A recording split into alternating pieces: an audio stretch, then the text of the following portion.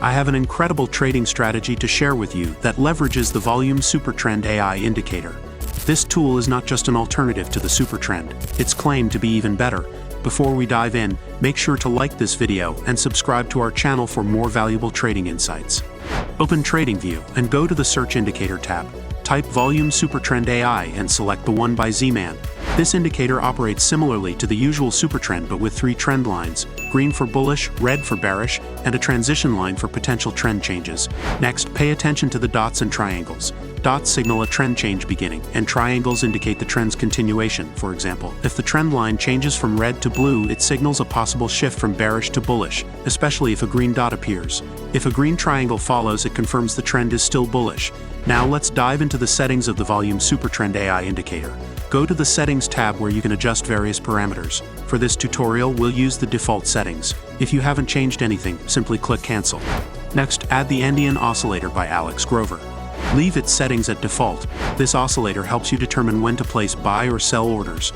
The green line represents bullish components, the red line bearish components, and the orange line is the signal line.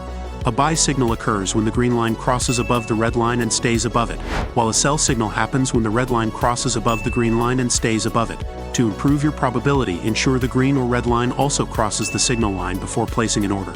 For instance, wait for the green line to cross and stay above the signal line for a buy order, and the same principle applies for sell orders with the red line.